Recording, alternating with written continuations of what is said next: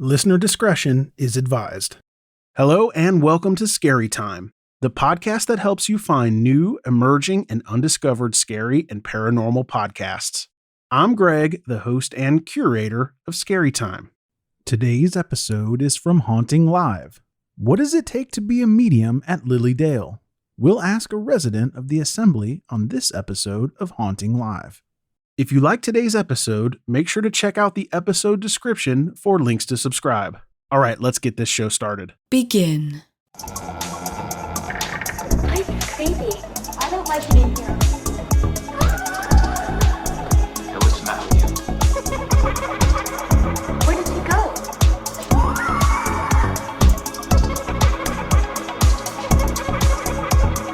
This place is wild. Put your soul into it.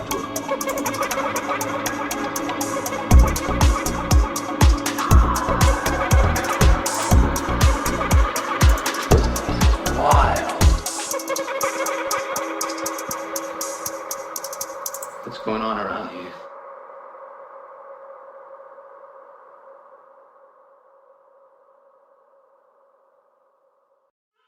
And welcome to Haunting Live. We are here with a new episode of Haunting Live podcast. Thank you so much for being here and tuning in to this episode. After a short hiatus, we have returned, but there have been some changes here at Haunting Live that we want you to be aware of. If you're a follower of ours and a subscriber to our channel, thank you very much. So basically what's going on here at Haunting Live is we have changed the format of the show. We are no longer going to be doing weekly shows as we have been in the past. We're going to sort of spread them out a bit more, do some changes, do some more edited type shows, so different content for you guys. So when we have shows and content and a guest available, what we're going to do is just post up random shows when they are ready to be posted. So be sure to have your subscribe button hit as well as your notifications turned on, because that's the way you're going to be able to find out when we have a new show ready for you.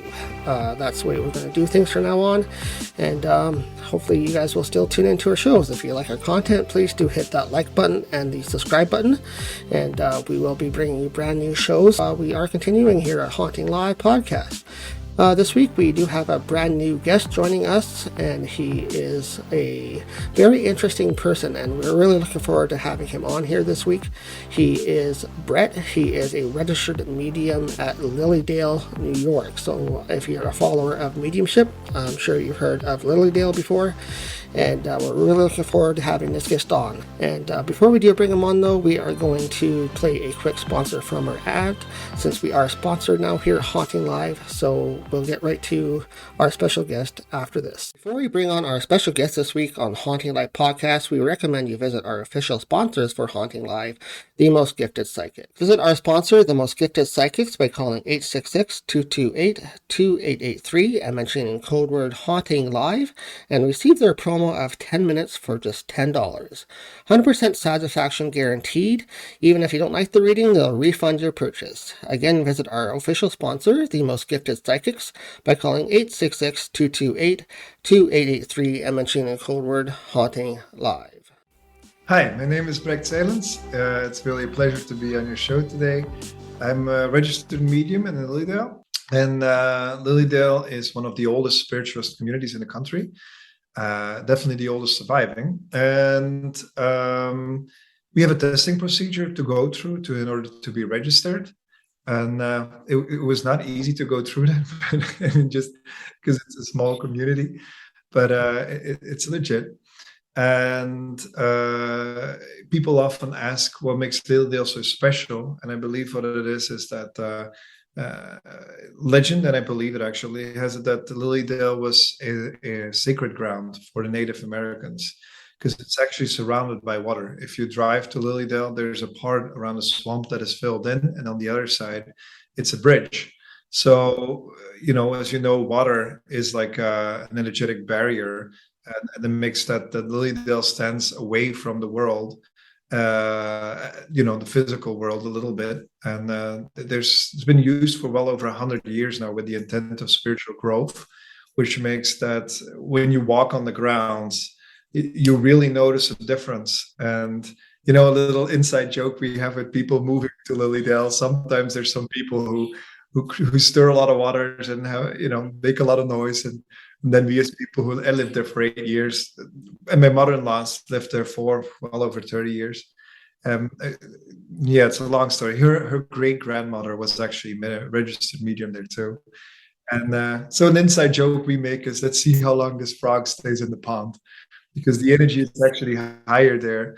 And people who don't come with pure intent or like move into this higher vibration tend to have too much things go out of whack, because you live in a place that has a higher frequency.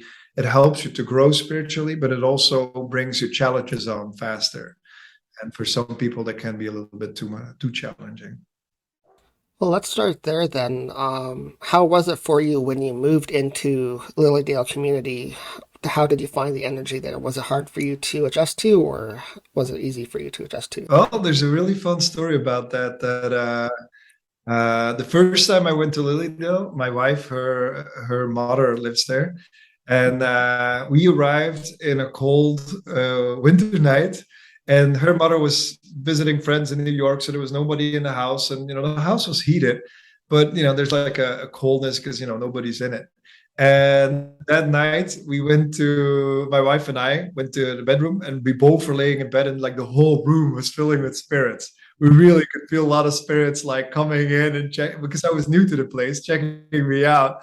And it's like, wow, what is this? And she's like, wow, I noticed it too. We really noticed the temperature drop in the room. And I was like, all right, guys, yeah, okay. And then already, that was the first time I was in Lilydale, and I didn't own a house back then. I knew that I was gonna have a significant part of my life take place there. And then both my wife and I were like, all right, guys, check it out, but then now we can leave because we want to sleep. Yeah, sometimes that's what you have to do, is to lay down the rules and say, okay, you came and saw us, now it's our time for a bit. I fully agree. That's indeed how I work too. That, the way I work and what I'm convinced about so far, knock on wood, I have been proven wrong.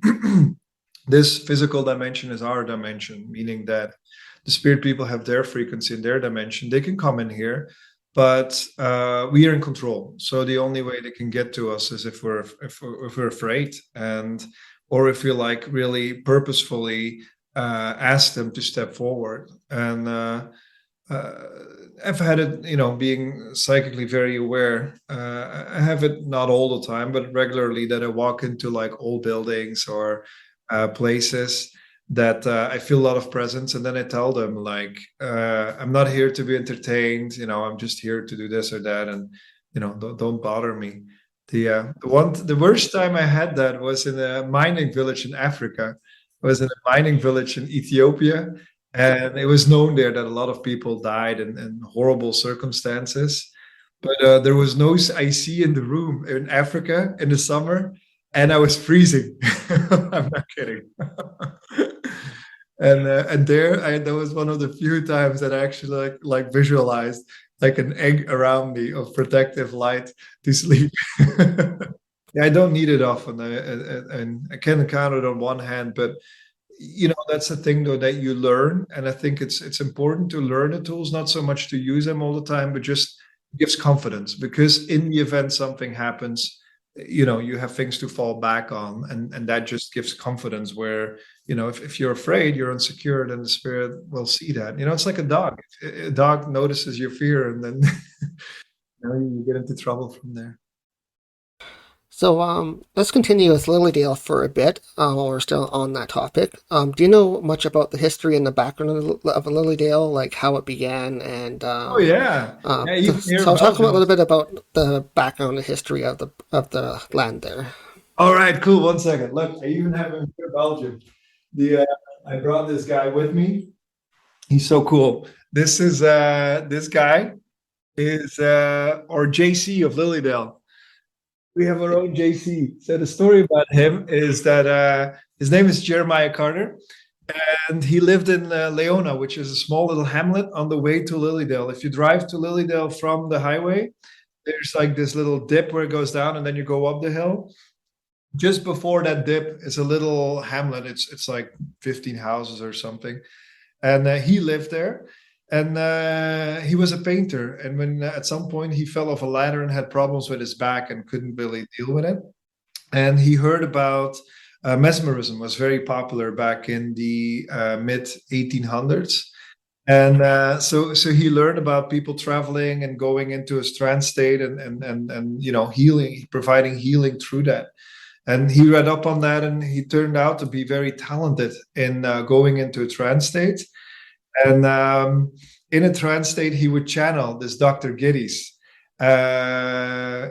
Giddies. And I might be wrong on the name, might be Medis or something, but it's with E-S and D. And but this is such a cool story. So the free thinkers of Casadega Lake created a camp every summer, and it was the old farmer. Lilydale was farm ground. And the hotel, when you drive in, before the gate on the left, actually was the old building from the farm. That's where the farmhouse was. And they said they would rent it every year. And Alden was a father with two sons. And Jeremiah Carter, in trance, heard, like, you should make arrangements to purchase the land. And they said, no, we're renting it, and this is a good relationship. There's no need to purchase it. And Spirit told them, no, make arrangements. Do you know the story? So he said you should make arrangements to purchase the land. And he made a contract with the old guy, but then the old man died, and the young people, his sons, didn't want to continue the camp. They said, we want to stop. So luckily he came forward and said, no, I have an agreement. This is already a done deal. And that's how he really is kind of like the grandfather of Lilydale, because Lilydale was actually active before the Fox sisters. Lilydale was a free thinkers camp before the NSAC was in existence. And, there's lots of different ways to look at it. I tend to lean to the way that Lilydale was signed over to the NSAC in a questionable way. It's history, and his story. Everybody has their story. But now we are in an NSAC camp, which has also benefits. And the amazing thing about Lilydale, of course, is that in the first place we were free thinkers, and we provided a platform to the suffragettes, and we had big names like what's her name again? I couldn't think of it. But we had the big one of the big American ladies who. We're gonna be at the end of the interview, and I'm gonna be like, maybe it's gonna come back later. So that's Lilydale, and it's been used for this intent so long. And I also helped in the library organizing some of the old books. There's actually writings there that you cannot find online, that there's very rare copies of, and some of them you can find in National Library in DC. But even some of them, they don't have them there. They're hard to find. And so I was leafing through those. And in Lilydale, back in the days, it was very common to have concerts where they would sit in circle and put instruments in the middle. The music would play, slates, trumpets, spirit paintings. I envy those old days a little bit, because it's like, come on. I mean, the willpower is there with us, but I believe it was just a different time. And now we've moved on more to spiritual growth, because the thing with those old things is that it's amazing. It's really enlightens people to what spirit can do, but it's also a little bit circus. It really does not bring you to sitting in the power, the way they would say it in England, to go into meditative space and take personal responsibility. It's more of a gimmicky thing. And for that reason, I understand why it's not so much a part of the scene so much anymore today. Right. I think a lot of people know these days how paranormal works, how spiritualism works in their own way, right? So I think what people are looking for a lot these days is more of that spiritual growth, especially in their own areas. So do you find that is what people are coming there for more nowadays, is the growth of their own spirituality, or? Yeah. In general, I would definitely agree that well, I mean, in the beginning of my career in Lilydale, certain readings just stay with you. And I had this guys like, I don't care about the nuts and bolts. The nuts and bolts being, there's always the usuals coming back, which is health, finances, relationship, job situation, then children. But we want that too. But what I usually do is, like, first I bring in spirit. I always start with communicating in spirit, because it just builds the bridge for me, and it gives me confidence that the connection is there. It's my experience that if I don't connect with spirit first, I do sometimes, but rare. If I don't connect, then the reading is not a connection. And up until a year ago, it was pretty consistent. It was about 3 in 100, because I record always. I know how much I don't connect. It was about 3 in 100, so 1 in 30. And now I'm kind of starting to get better. I'm like going to 2.5 in 100. But if people call, this summer I only had one, actually. It was kind of sad, because the lady drove with friends all the way from Rochester. And with her friends, I had a good connection. But with her, it's just, yes, maybe. And I always ask people, like, give me honest feedback if something's off. Just say, no, it's good feedback. And I believe that it's very important as a medium to value, to honor the work, because people will think about what we say. Especially when you make that connection with grandmothers here and your mothers here, the emotional barriers go down. So they tend to, like, give more importance to what you say as a medium. And if I say things like, "Oh, I don't care," just yeah, it's gonna be all right. Go ahead and marry the guy, and then, or like, no, it's gonna. Especially if I say things it's not gonna work out. I plant seeds. I'm very aware of the fact that as a medium, when you say things, even if it's not so or not so, that there will always be like a tape playing in their head, and I take a lot of responsibility. And when I say things that I would word as like if I see a relationship not working out, I would say, like, I'm not sure. I see things getting a little bit to a tense point. I'm not sure if you guys are going to be able to work it out. At Well, least it's still. that's the best way to be, is completely honest, even if you're on the medium side or you're on the sitter side, right? Like, either way, you have to both be honest with each other to have the proper reading, I think. So, or else that Yeah. energy connection is not going to be there. So, Yeah, and there's the thing too that I always reason if it's really being shown to me, like I see the situation evolving this or that way, I share it too. I just reason if it's being shown to me, then it's okay to share. Of course, I want to be sensitive, and yeah, things like death. Luckily, the rare times people actually ask, I would just tell them, I believe your intuition is quite right. Meaning that it's not going to be 3 more years, something like that, I would say. And just because I believe that a really good reading oftentimes does not bring much new information. It just confirms what you already done.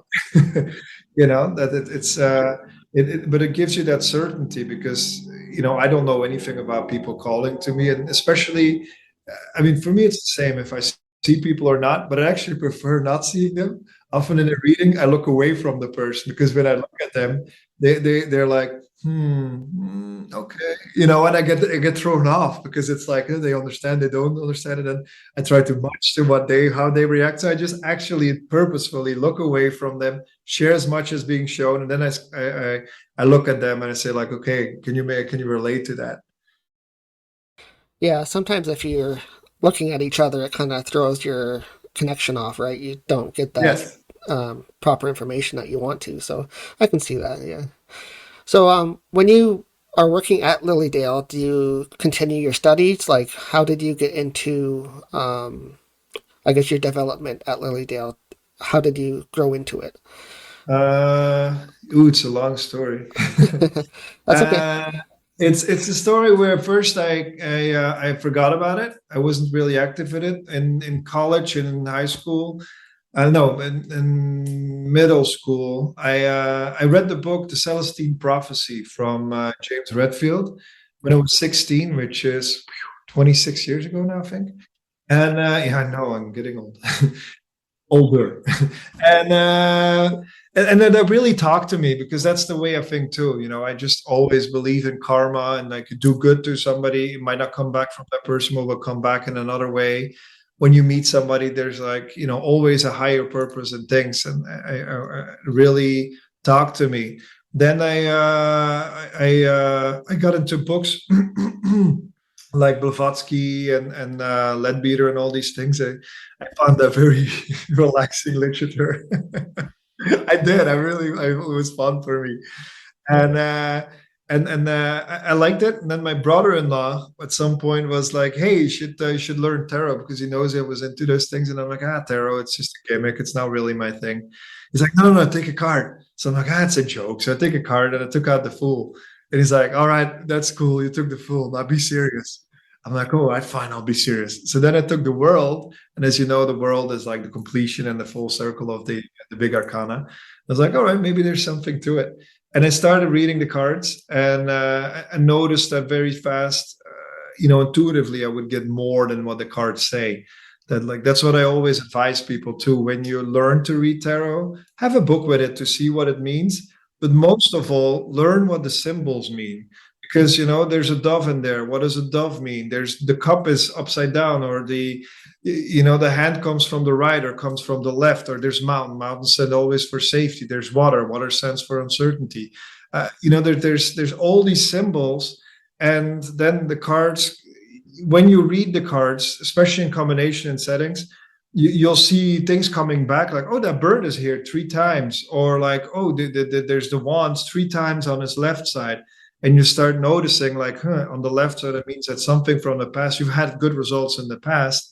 And you can get so much more, because if you just learn the cards by heart, the computer might as well do it. There's this pointless to go to psychic. So then from there, my brother-in-law, he told me about this guy in France, Patrick Drouot. He's a French guy, and it's quite a story behind him too. He went to he was a physicist, and he went to the States to work on I don't even know what projects with IBM, like a big company. And in the meanwhile, he learned about shamanism, got really intuitive, and was part of the first development of the Stargate program of what's it called, the Robert Monroe. And then Robert Monroe, he was he worked together with Ingo Swann and Joseph Monigal and all those people. But they did experiments. He doesn't want to talk about it. I poked multiple times at him already, like, "Come on." Patrick, dis-moi, I'm fluent in French. So I told him, like, "What's the story?" He's like, "It's just not right what they did." And intuitively afterwards, I kind of like tuned in to see what actually happened. And so they, from what I know, this is not from writing, this is not scientific, but from what I derive from the situation, they actually took him out of body and guided him to some of the really lower places of conscious, and to explore those places. And it was not with his consent. So he really kind of like turned the door on that. But then he really developed regression therapy in France. He was like the big guy in France to do regression therapy. And the first weekend, my brother-in-law went, and I went for that class. You had to like enroll, and then you had to be accepted. And it was a 2-year program where the first year was 2 times a week, and then 2 weekends, and the second year is 1 week and 5 weekends. So it's pretty thorough. And the first night we arrive, and he's like, "You guys are going to be the therapists of the future." And we're like, "All right. Yeah, we're going to learn this, and you're going to learn how to do this, and you're going to be the ones bringing this to the people." And my brother-in-law was like, "Whoa, pinch me. This is so cool. We're going to learn how to do regression therapy." That was back in 2000. And so we had a lot of fun together with my brother-in-law. We had to practice on each other. And just silly. I mean, he's 3 years older than me. So he at some point was like conquering Corse, the island of between France and Italy. And I said, "All right, so you guys won. Now tell me what happens after the battle." He's like, "Oh, it's not nice." I'm like, "Well, tell me." It's like "I'm not telling you." Then right after he did a regression with me, it's like, "Oh, I'm getting back from the war. I'm getting married." So he's like, "Well, tell me in detail what's happening." I'm like, "I'm not telling you." But, didn't want to share all the information with you that he was picking up. Yes, exactly. But the nice thing about regression therapy is that It's so much more than well, first of all, I mean, we call it past lifetimes, but when you get a deeper understanding of things, time is something part of our dimension. So technically you could call it other lifetimes instead of past lifetimes, but the way your brain makes sense, we call it past lifetimes. And as such, you can also go forward. And I met my wife before meeting her in person. Yeah. So I have heard of that. People discuss that quite often, if it's possible to past life regression, but also go forward. So have you had a lot of experience with going forward with it? No, I didn't do it much because the reason why I think it's hard to do is that there's I this is not what I know to be like. It's what I believe. I don't want to like pretend that this is how it is, but what the way I make sense of it, there's pathways, always little pathways, and as such, when you go into the future, it can throw you off. I think there's a reason why I don't really know. And through mediumship, you can see like, pretty far ahead actually. Sometimes with mediumship, I really see like 5-7 years or like 10 years from now, you are going to move back to that area. So those are little things that, are being shown to me. But in general, as to like where society goes, I haven't really delved into it. I know it's possible, but it hasn't really. I think there's like a fun too to like exploring and trusting, and because oftentimes when by not knowing what comes, it's even more fun. Like one night we were doing an experiment for orbs, and you had to bring a camera and this and that, and I totally forgot about it because I tend to live a little organic. And then I looked in my car. Oh, I have a video camera here, and it was actually also a video camera that took pictures, and it worked better than a regular camera. So oftentimes I have things that I forget, and then it turns out better. And if you're interested, I have pictures with like 100 orbs in it and big, like this big, and they're like crop circles on the inside. Yeah, we did the experiment with that group in France. We were 100 people, and we did experiment first with sitting in meditation, then going into lifting our energy to a higher frequency, then walking in nature. And then eventually we played loud music and had like a dance party. And that's when it just lit. It just lit. So it's my experience that orbs are nature elementals, they're little nature spirits. We can just capture their aura, and they're just curious little beings. So if the more fun you're having, the more excitement, the more they're going to be like, hey, what's going on there? People often think I'll meditate and then there's one orb. I'll start singing and dancing. You'll have 10 of them at least. Yeah. Yeah, it's interesting because it really shows that our eyes have a very small spectrum, but these cameras, apparently it's a flaw that they tried to get out of it, but it's kind of cool that they haven't succeeded yet.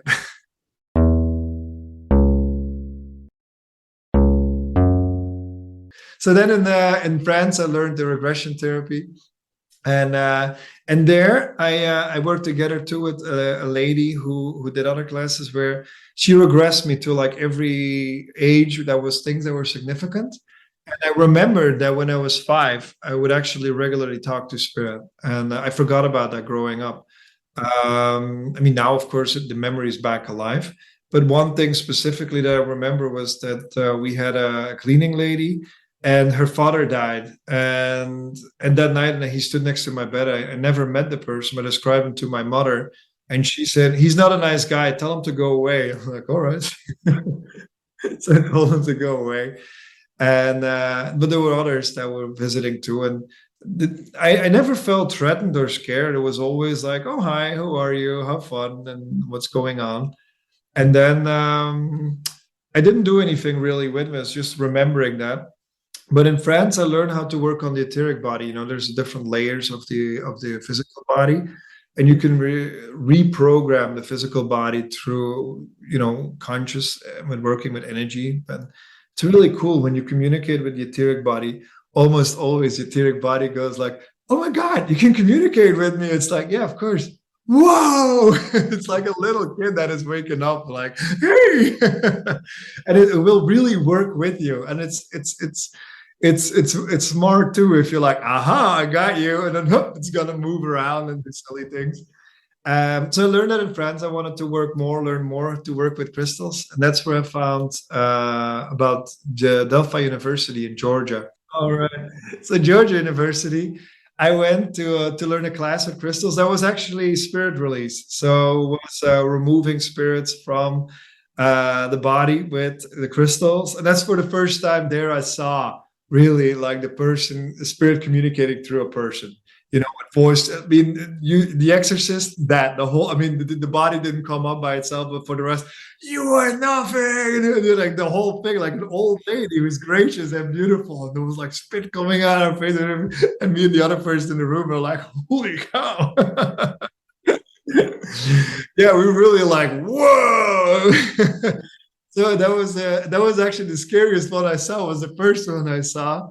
And ever since, if I have something happen, it's like, oh well, we'll be fine. It's scary. I'm like, they'll threaten you a little bit. They'll say some scary stuff, and you learn sacred prayers. You learn sacred symbols that you can use. To be honest, I've never needed them actually, because that one time, the first time was so intense that they don't really scare me nowadays. If I come in touch with spirits. I have the tools, but I mean, knock on wood. I don't want to get overly confident, that it's, oh, I'm confident. I mean, bring it on. But so far, because I have those tools, which I think is good to have, but not to get lost into. Anyhow, so at Delphi University before, it's an amazing, amazing place. It's on a peninsula in the Georgian mountains. And it's like when you go there, you're really walking into a portal. It's because they have like, I think 6 buildings, and they have this church with crystals, all of them like this big, like crystal, rose crystal, you name it, all of them huge. That part of the organization, I can sell so much. Part of the organization, the daughter of the organization married to the previous tire king of Florida. Tire Kingdom. Florida is like a huge tire company. And when he got divorced, he had Charles, Chucky, and great guy, still alive. And he had like a wake-up moment of like, I want to do something valuable with my life. And then he went to Delphi University and, just has been very generous in supporting the place. They also have like these meditation rooms and sacred geometry milled out of copper, and you can go sit inside and really notice the difference in energy. But the most amazing thing about Delphi University is that it was founded by Patricia Hayes. And Patricia Hayes was the secretary of Arthur Ford. Arthur Ford is the medium who broke the Houdini code. And he was close friends with Arthur Conan Doyle, the guy who wrote Sherlock Holmes. He was friends with him. So he was a very renowned medium. And she worked for him and, did all the paperwork and following up on setting up appointments. And when he died, he came ghosting her and he said, hey, you have to continue the work. And she's like, you're dead. Go rest.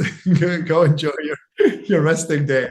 He's like, no. There's so much work to do. You're still my secretary. You have to do this. And she's like, look, can I think about this and that? But then she really, was exposed to that higher energy and just followed it. And then from there, she channeled also this healing technique called Rohan, which is a technique that was developed by Dr. Rohan in the spirit world for people to let go of convictions, of ways of thinking, because more and more, people are catching up that everything that is in the ancient books is right, that, in order to find God, go within. That like the kingdom of God is within ourselves, and it's by going within ourselves that we confront our own shadows. We have to do the shadow work to make changes, real changes outside of ourselves, require us confronting those insecurities and those convictions that we have on a deeper level. Being mad to the world or to people around us is like looking at a movie screen and expecting, because we say something to the screen, that it's going to change. And that is one of those therapies that allows you to actually go within. And it's my mother-in-law did a tremendous amount of therapy. She my wife too, actually, together with them, they went to John of God. They went to the Maori healers in in what's it called, New Zealand. They went to Egypt. They've done a lot of work in that way. And my wife actually wrote a book about it. It's called The Healing Curve. And like one chapter, she writes about how with the Maori healers, she was the only not native person. They would do a ceremony on top of a hill. The women were on the inside, the men on the outside. They were doing like some deep chanting. And she said from a clear sky, he made it a rainstorm, like thunder with lightning. And then at the end of the ceremony, it was gone. And she was like, yeah. So anyhow, that's my wife. And in Georgia, then in order to do the spirit release work with crystals, you had to do advanced channeling first. And I had no experience with that. But it's a week long, the first program, the advanced mediumship class, it's called, or channeling. And it starts with very simple exercises where you connect to the other person. You have to like say whatever comes to your mind, and then you have to say why you see that and what it means. But they have all these little fun exercises that build up your confidence in your intuition. And at the end of that week, I noticed that it was relatively easy for me to connect with spirit. I could really feel the people standing with me, and yeah, telling what they said and what they shared. And so that was really fun. I love doing it, and I was already like doing tarot for friends, but not professionally. And when I met the first night I was there, I was laying in bed. There was somebody standing next to him, but not in physical. And he said, "Do you like it here?" I'm like, "I don't know. I just got here." And the person in spirit was like, "Well, if you like it, you'll live here one day." I'm like, "All right." And then I went a lot. The first year I went like 6 times up and down. And through meditation, I knew I was going to meet my wife there too. And I met my wife by going forward in regression work. I couldn't see her face, but I know her name was Sarah. So at some point, I was sitting in like their dining hall, and there was somebody walking in. She said, "Hi, I'm Sarah. I'm supposed to introduce myself." And I just right away said, "Oh, you're Sarah. You might be the one I'm going to get married to." And she was like, "I don't know if you do that with other people, but it's not working." But it did. And so it's a magical place. I met my wife. Then we lived in Belgium for 3 months, and after that, we lived there for 2 years. But in the meanwhile, I was going up and down to Lilydale. We would go like almost once a month, drive up and down, and that's when we decided, like, hey, you know what? We should just live in Lilydale. And when I moved to Lilydale, I wanted to become a registered medium there too. But of course, the first time I tested, I came in a little too strong and confident.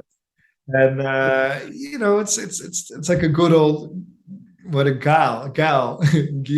Say good old gal, which is mainly ladies network. And I had to learn the ropes and everything. But So what are some of the qualifications then when you become registered there?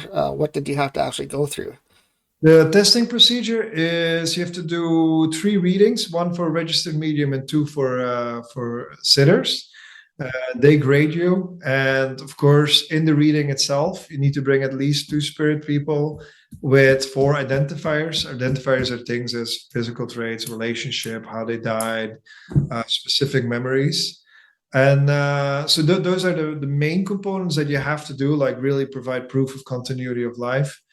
And then, then afterwards the psychic work. But, all mediums will tell, you probably experience it too.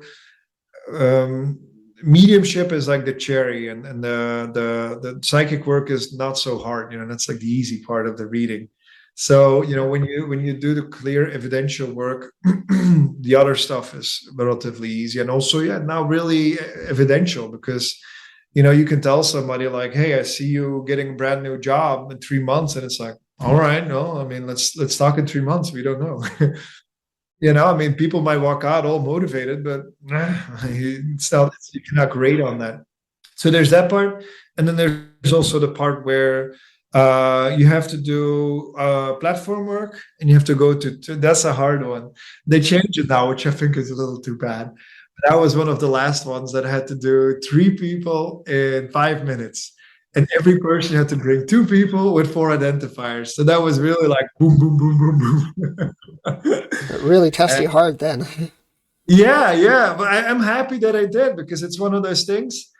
It's like once you hit that bar, you can always go back there because you know how to do it. And it really helped me to really trust, because you cannot develop, like, do that whole, like, would you understand? And I'm getting an S name or an F name. And personally, if you get a name, then you should say, like, look, Chuck is here. He was your uncle. He missed a leg and he died from a car crash. Not just who's Chuck to you. Well, I mean, everybody knows a Chuck. Everybody knows a John. Everybody knows a Mary. Let's be honest. So, let's move on then. What do you do sort of day to day when somebody comes to you, whether it's online if you're in Europe or you're there physically at Lilydale to ask for a reading? What's the most common types of readings and stuff that you do day to day? It's always the same. I'm lucky in Lilydale that I don't use a sign-up sheet. People email me beforehand to set a scheduled appointment. So day to day in Lilydale, I hang out on the porch, and then I walk up and I'm like, oh, you must be Megan. And then it's like, yes, all right, let's go up. And then, so the session, I always do my introduction, explain how I work. Are you interested in my introduction to hear that? I mean, maybe for other mediums it could be helpful, or... Yeah, for sure. If you feel like explaining how that works, go ahead, sure. Sure, yeah. I mean, it's always the same, but I've developed that through years. My introduction is, so first I do an internal prayer. I shift my energy, so I know that at that point, I go more in detail with you than I would go with the person, but I know at that point that anything I get is from spirit, and my own personality, still present, but my own personal life doesn't matter anymore. And so I shift my energy, set my intention with an internal prayer. I don't do it loud. And then I ask people their full name. It helps to connect with their frequency. And then I start identifying people in spirit. Identifiers are things like physical traits, how they transitioned, characteristics, just anything that makes you understand who's here. And if something's off, I always tell people, say no. No is really good feedback. And then I roll into the messages. With the messages, future events, don't think of it as it's bound to happen. Think of it as like, I see you on a highway heading for New York. Very likely you'll make it to New York, but you still have to put gas in your car and keep going. You cannot just sit back and start scraping the railings. And then I always tell people to, like, ask for clarity. If I'm talking about a subject that is not clear, just jump in there. Don't mind being interrupted. And also redirect me if I'm on a subject too long, because a half hour goes pretty fast. So I tell them, like, hey, move on. And then the last thing I tell them too, what is the other one? Ask question, ask for clarity. Yeah, that's the ones. Those are the ones. And then we get rolling. And so I start always with identifying people in spirit. And I kind of line them up, because usually the dream team is like 2-3 people. And occasionally it's a couple more. And then I tell them, like, okay, is there anybody else you really wanted to hear from? But otherwise we start with the messages. Because the way the messages come, it's just, I get visuals. I get very strong visuals of, like, what's going on in their life situation. So I would tell them, like, oh, the most prominent thing right now is going on. I see a job situation where you're really unhappy and you've applied for jobs, but nothing's coming to you. And I see that there's like a desire to go elsewhere, but you're waiting for somebody to give you that punch, to that push. And then it's like you got it all figured out, but you don't know how to get, like you're just waiting for that push moment. And more often than not, almost always, people are like, wow, that's exactly what's going on. And then I'm like, in this case, I'd be like, well, here it is. Here's your push. Because what are the odds that I would describe a situation so specific where they need that push? This is now specific a situation that I'm thinking of. So then we make sense of things. And then with that, I oftentimes get like, yeah, you want to move, and your grandfather, he doesn't like it. He's the one who's like, no, you shouldn't move. You should stick close to your family. But your grandmother's like, oh, come on, dear, go. And then people tell me, like, you're right. My grandmother was like that. And so it's fun. For me, I sometimes I have to like restrain myself to like not get too enthusiastic, because I tell people like, come on, let's start having fun. And there's moments that there's a tear too. But the way I see it, it's kind of like when you go to a funeral. When you go to a funeral, there's moments that intense grief and sadness, but then there's also moments that we're just really laughing hard with tears in our eyes. You know what I mean? Yeah, so true. It's hard to say what will happen during a session, right? Like you'll get those positive and negative moments both. So Yeah, it's it really is a moment of healing. So first I go through like the prominent things, because in general people call because they have questions. I mean, unless it's intense grief, somebody who lost a partner, then the whole session would just be about that partner. And I would just stay the whole session with a partner. I wouldn't even do any psychic work, because what's the point? They call to hear from their partner. And there's times where I just, keep giving evidence the whole session, that I'm just, and he's showing, like, for instance, what was it? Just earlier this week, there were two fun ones. One was, he's showing me cheese platter, and there's something funny about it. I don't know what it is. Like you guys, like it was meticulously done, or at the end of the day, you had cheese platter, this or that. And then she told me, "Oh my God!" and she was crying and laughing. She's like, my when he goes to my parents, my dad always has his cheese platter, and he always makes fun of that. Like, tonight, let's have a cheese platter and make it really nice. So that was like the ongoing joke they had. And I think it's really fun to like bring those fun memories back. And but it's hard to. It's hard too, because it also makes people miss them a lot. And so it's a double-edged sword, because it brings the memories back, but it also helps them. And it's my experience that people in spirit, they don't have time like we do. So where we are just aware of like, I miss you so much, and I'm just alone. For them, it's like, hey, I'll see you in a minute. Have some fun. Go out there. so true. So thank you for being here today. I really appreciate you coming on to Haunting Live and talking with us a little bit about Lilydale and what it means to be there, and how you do your work day to day there, and how you help people. So it's been really insightful learning your ways of doing things. So, and two, I wanted to ask you, in Lilydale, I know there's this tree stump that is sacred. Do you want to talk about that for a bit? Sure. So the stump is it was actually children who had fun there. There used to be a tree there that they cut down, and there was a stump, and the children would go there and copy what they saw the mediums do. Like, hey, you there with the black hat? There's his grandmother here, and they would really have fun and do the little things. And then they noticed that there's actually an energy there, a presence. And it's the way the benches are set, for me, it always looks like a cathedral. And, just sitting in that place, there's a higher frequency. And as a medium, it's really makes a huge, well, yeah, it does. It really does. It's a lot easier to connect to spirit there. The first time I did platform work was there, and I just said, I got off stage, because it's really scary to stand in front of people the first time, and everybody looks at you and like, and there's so many things going on through your head that it's quite nerve-wracking. And then from there, it really is a skill. But the stump is an amazing place for people, especially people who are in grief, who want to develop. I would really recommend to go sit there and find that stillness, because through stillness we can make a connection ourselves with spirit too. Yeah, that's cool. If I ever get there, which it's not too far from where we live, so hopefully someday we can go down and check it out and check out the energies there, and especially the stuff. Yeah, you really should. Yeah, you really should. And the lake too is there's Casadega's Native American Lakota for a lake under the rocks, and it's actually spring fed.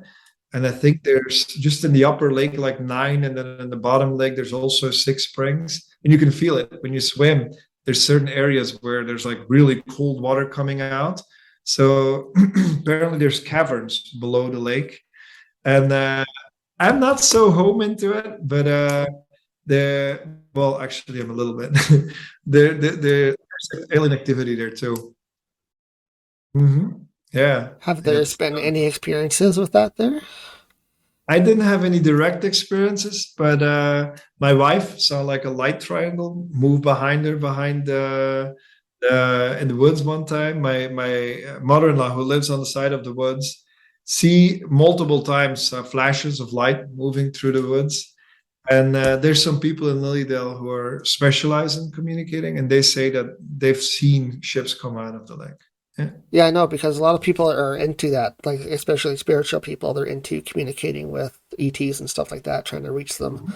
And I think that's possible. I think you can actually connect and communicate with them that way spiritually. So Yeah. I would assume that would be a great place to do that too. So Yeah, there's a great app for it too. I think it's CE3 or might be CE5. Do you know about it? I have heard of that, yes. Yeah, yeah, it's cool, all these little trippy sounds and everything. Good stuff.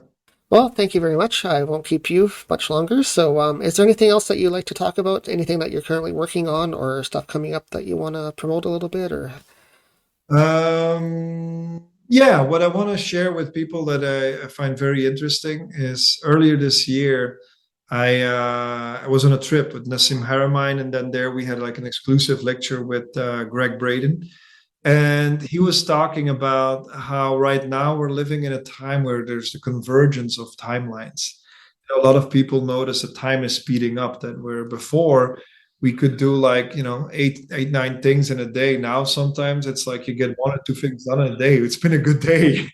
Actually got something done, time just seems to be speeding up. And it makes also that the best and the worst of everything is coming to the surface. And it's a time where I really believe that too, where we're being tested to like see what path you're gonna choose.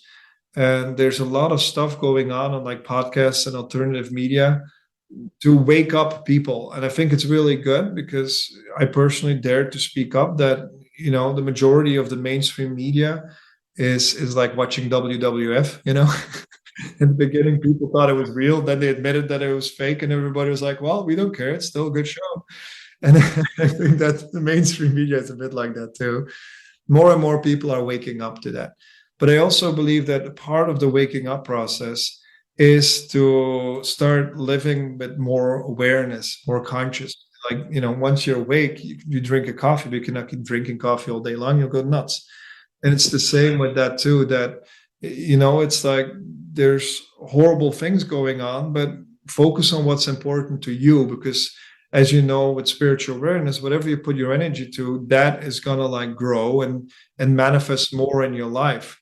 So I think that it's which is really hard in today's world because there's so much distraction. There's Instagram, Facebook, Netflix has amazingly good series. I mean, I've been free from watching series for 4 months now, but I think I might just start the new Game of Thrones because the other one was I really loved it. But it's hard to like not get sucked into all these things, and it distracts you. Like I said, for doing good mediumship, the goal is to really have a clear mind. Like for the longest time, I would meditate every day for at least an hour, and that really helped me tremendous with my mediumship. What helped me to meditate first was doing the Spandana. No, I think that's what it's called. Shambhavi, that's what it's called, from Sadhguru Jagi Vasudev. He's the guru. He's a bit the new Osho of today, actually. He's still alive. I've met him. And he's a really cool guy. My wife introduced me to him. She got to know him because of her publisher and this and that. He's the guy that the lady of Elizabeth Gilbert Ross of Eat, Pray, Love went to. In the movie they made something else because they didn't want to cooperate with the movie. But he's the guy she went to, and you can find YouTube videos of him online. His followers are Indian and they're really good at putting all that stuff online. And whatever question you have, what does Sadhguru think? He's kind of like Alan Watts was back in the days, that he'll give you he'll tell you why your question is very valid and you have every reason to be concerned about it. But then he'll turn it around to, in the end, it's like, yeah, and why do you make a fuss out of that? he'll give you, he'll like be this mind bender of like, dang, he's got a good point.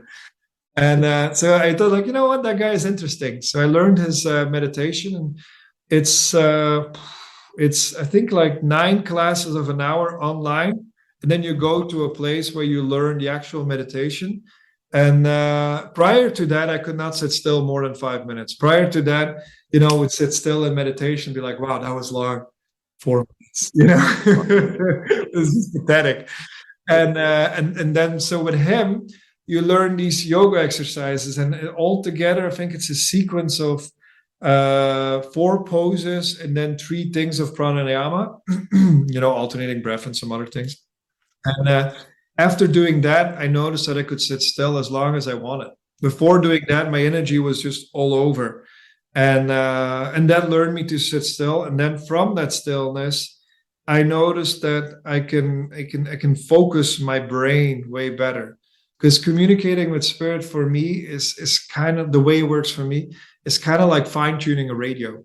So when you ask me to communicate with your grandfather, I'll ask him to step forward, and then I build that bridge. And building that bridge is like fine tuning his frequency that he comes in with. And the less I'm focused, the more I get static, and I like, ooh, I get this, I get this, I get this, I get this. Where there's that story of Arjun. It's a cool story. I think I have time. I scheduled enough time. I didn't know how much time. You have time? Yeah, sure. If you have something else to share about it, yeah, go ahead. So Arjun, there's a cool story in the Bhagavad Gita where Drona was his teacher, and who was it? The other guy. Oh, I can't think of his name now. Said, Drona, you're in love with Arjun. He's the golden boy, in the Bhagavad Gita. And he's like, you're in love with him. You're not seeing. He's not as good as you think he is. He's like, all right, I'll show you why he's so good. So he lines all his students up, and he puts this wooden bird on a tree across the river. And he tells the students, point your arrow at the bird. Tell me what you see. And his first student goes like, oh, I see the tree. I see the bird. I see the wind coming from the right. So I have to take that into account. Okay, next. What do you see? Well, I see the birds. I see the feathers on his back. I see this tree. Okay, well, next. And he keeps going. And then he gets to Arjun, and he asks, what do you see? And Arjun says, I only see the eye of the bird. And that's kind of like what we want to get to in mediumship too, that you have that laser focus where you really can communicate with one person in specific, because I feel like it's really helpful to have that. And it's the same with just day to day. Like I said, what I've become at, like, the convergence of time, that right now there's so much distraction going on. It's like hell. If you don't have a spiritual practice, it's the moment you get in a thought in your head, there's 10 afterwards. And then the moment you have these 10, there's, it's like chopping off heads of that dragon that keeps growing new heads with thoughts. And it drives a whole lot of people crazy. And the key is to kind of like find stillness, because there's a lot of psychic energy available right now. And if you learn to focus, you can spiritually progress now in a year time, what other times would take lifetimes. There's so much more spiritual energy in the air now, but how the planets are moving. And I think that now is more important than any time to have a spiritual practice. Yeah, definitely, for sure.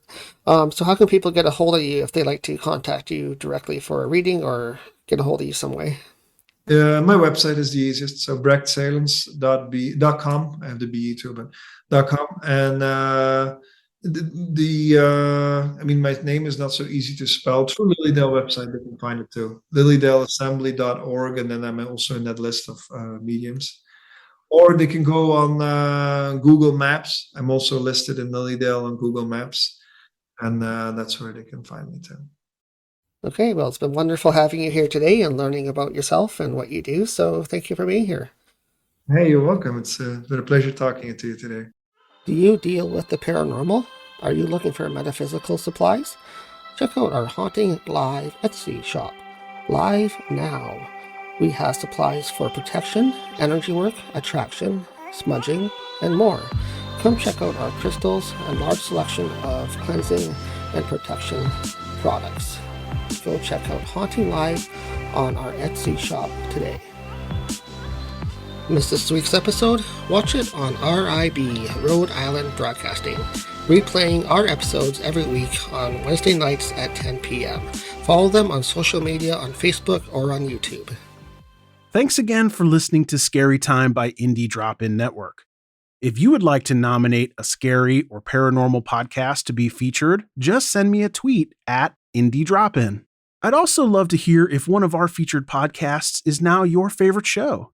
Indie Drop-In survives off ad revenue and listener donations. If you would like to contribute, please consider buying me a coffee. You can go to buymeacoffee.com/Indie Drop-In. If you look at the very bottom of the episode description, you will see a link to make it easy. Indie Drop-In also has many other shows you might like. Just go to indiedropin.com. See you next week.